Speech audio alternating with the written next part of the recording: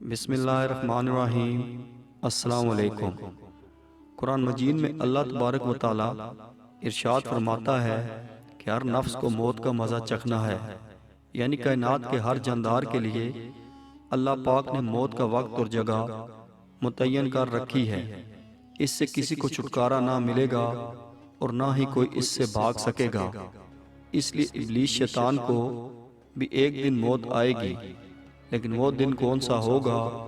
کون ابلیس کو موت دے گا؟ کیا شیطان کو نزا کے عالم میں تکلیف ہوگی؟ شیطان کی قبر کہاں بنائی جائے گی؟ شیطان کتنے عرصے تک موت کی نیند سویا رہے گا؟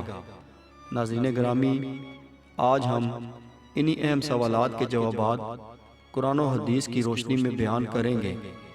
ناظرین گرامی، جب شیطان مردود کو اللہ تبارک و تعالیٰ نے جنت سے نکال دیا تو اس نے اللہ تبارک و تعالیٰ سے قیامت تک کے لیے مہلت مانگی کہ قیامت سے پہلے مجھے موت نہ آئے، لیکن اللہ پاک نے اسے ایک وقت مقررہ تک، یعنی ایک خاص وقت تک مہلت دی، جسے قرآن مجید کی سورۃ الحجر میں یوں بیان فرمایا گیا ہے۔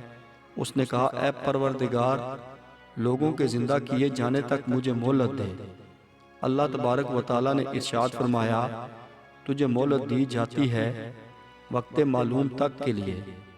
ناظرین گرامی، وقت معلوم کو مفسرین نے نفخہ اولا لکھا ہے، یعنی جب حضرت اسرافیل علیہ السلام پہلی دفعہ سور پھونکیں گے۔ معزز دوستو، قیامت کی نشانیاں جب پوری ہو جائیں گی تو مومنوں کی بغلوں کے نیچے سے ایک پیاری خوشبودار ہوا گزرے گی، جس سے تمام ایمان والے وفات پا جائیں گے، اور پھر اس کے بعد 40 سال کا زمانہ گزرے گا کہ جس میں کوئی بچہ بھی پیدا نہ ہوگا، یعنی ہر انسان کی عمر کم سے کم 40 سال ہوگی۔ مسلمان چونکہ مر چکے ہوں گے، اس لیے زمین پر صرف مشرک و کفار رہ جائیں گے۔ تفسیر در منصور جلد 5 صفحہ نمبر 71 پر لکھا ہے کہ جب مومنین کی وفات کو 40 سال گزر چکے ہوں گے تو پھر حضرت اسرافیل علیہ السلام پہلی دفعہ سور پھونکیں گے۔ شروع میں اس کی آواز نہایت کم ہوگی کہ لوگ کان لگا کر سنیں گے، پھر یہ بڑھتی بڑھتی اس قدر زیادہ ہو جائے گی کہ کانوں کے پردے پھٹ جائیں گے، ان کے نتنوں سے پیپ بہنا شروع ہو جائے گی اور لوگ مر جائیں گے، انسان، جن، فرشتے، یہاں تک کہ شیطان ابلیس کو بھی اس نفخہ اولا کے وقت موت آئے گی۔ اس کے 40 سال بعد حضرت اسرافیل علیہ السلام دوسری مرتبہ سور پھونکیں گے تو پھر تمام مردے زندہ ہو جائیں گے اور قیامت قائم ہو جائے گی اور میزان لگے گا، یعنی نفخہ اولا کے وقت ابلیس کو موت آئے گی اور نفخہ اولا اور نفخہ ثانیہ کے مابین 40 سال کا عرصہ ہوگا، اور یہ کہ ابلیس 40 سال تک مردہ رہے گا۔ معزز دوستو، آئیے اب اس بات پر روشنی ڈالتے ہیں کہ ابلیس کو موت کیسے آئے گی اور وہ یہ 40 سال مردہ حالت میں کہاں گزارے گا۔ اس سلسلے میں حضرت کعب بن عبار رضی اللہ تعالیٰ عنہ کی ایک مشہور روایت پیش کرتے ہیں۔ حضرت کعب بن عبار رضی اللہ تعالیٰ عنہ ارشاد فرماتے ہیں کہ جب اول بشر یعنی حضرت آدم علیہ السلام کی وفات کا وقت آیا تو وہ پریشان ہو گئے اور اللہ تبارک و تعالیٰ سے عرض گزار ہوئے، اے اللہ، میری موت سے میرا ازلی دشمن بہت خوش ہوگا، کیونکہ میں مرنے والا ہوں اور وہ قیامت تک زندہ رہے گا۔ اسی وقت ملک الموت حضرت آدم علیہ السلام کی خدمت میں حاضر ہوئے اور فرمایا، اے ابو الآدم، آپ علیہ السلام وفات کے بعد جنت میں رہیں گے، جبکہ ابلیس قیامت تک دنیا میں رہے گا، اور پھر قیامت سے 40 سال پہلے اس کو ایسی موت آئے گی کہ وہ پوری دنیا کے انسانوں جتنی موت کی تکلیف برداشت کرے گا، اور پھر جہنم ہی اس کا ٹھکانہ ہوگا۔ حضرت کعب رضی اللہ تعالیٰ عنہ مزید ارشاد فرماتے ہیں کہ کہ حضرت آدم علیہ السلام ملک الموت سے فرمانے لگے کہ مجھے ابلیس کی موت کا منظر بیان کرو۔ ملک الموت علیہ السلام نے ابلیس کی موت کا حال بیان کرنا شروع کیا تو وہ اتنی دردناک موت تھی کہ حضرت آدم علیہ السلام اپنے آنسوؤں پر قابو نہ رکھ سکے۔ لوگ حضرت کعب بن احبار رضی اللہ تعالیٰ عنہ سے عرض کرنے لگے ہمیں بھی ابلیس کی موت کا کچھ منظر بیان کریں۔ لوگوں کی بے جا فرمائش پر حضرت کعب رضی اللہ تعالیٰ عنہ ابلیس کی موت کا منظر یوں بیان فرماتے ہیں۔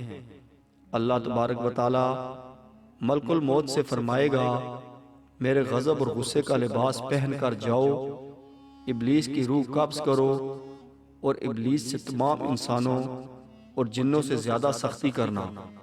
جب ملک الموت علیہ السلام غضب و غصے سے بھر کر موت کے فرشتوں کے ساتھ ابلیس کی روح کو قبض کرنے آئیں گے تو جو بھی آسمان اور زمین میں سے ان کو دیکھ لے گا وہ فوراً ہی مر جائے گا۔ جب ملک الموت علیہ السلام ابلیس کے پاس پہنچیں گے تو وہ داڑیں مار مار کر روئے گا۔ پھر شیطان کو موت کی تکلیف دی جائے گی جو کہ ساری مخلوق کی موت کی تکلیف سے بھی زیادہ ہوگی۔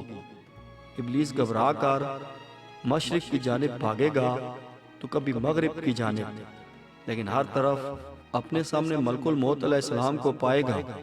سمندر میں چھپنے جائے گا تو سمندر اسے جگہ نہ دے گا۔ آسمان کی طرف بھاگے گا تو وہاں مقرر فرشتے اس کو آگ کے کوڑے ماریں گے۔ حضرت آدم علیہ السلام کی قبر کے پاس کھڑا ہو کر کہے گا اے آدم، تمہاری وجہ سے میں ملعون اور مردود بنا، کاش کہ تم پیدا ہی نہ ہوئے ہوتے۔ پھر ملک الموت علیہ السلام سے کہے گا کتنی سختی اور تکلیف کے ساتھ میری جان نکالو گے؟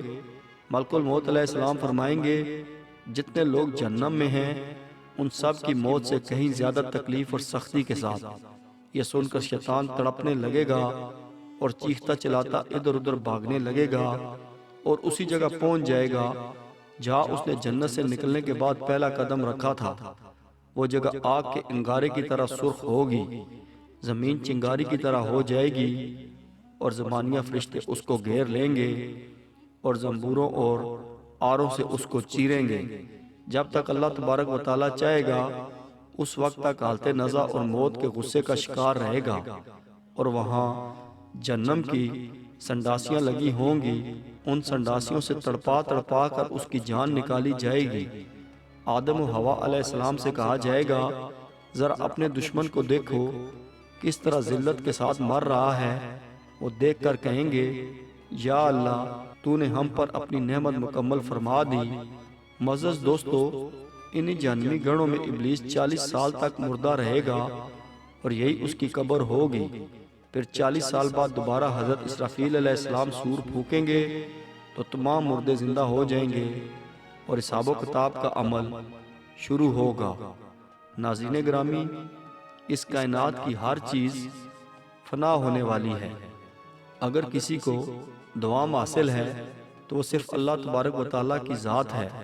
بس ہمیں ہر وقت تیار رہنا چاہیے کہ کیا پتہ کہ کب کون سی گھڑی ہماری اس دنیا میں آخری گھڑی ہو اور پھر ہمارے پاس پچھتاوے کے علاوہ کچھ باقی نہ رہے۔ اللہ تبارک و تعالیٰ سے دعا ہے کہ اللہ تبارک و تعالیٰ ہمیں آخرت کی تیاری کرنے، نیک اعمال کرنے اور گناہوں سے بچنے کی توفیق عطا فرمائے۔ آمین یا رب العالمین۔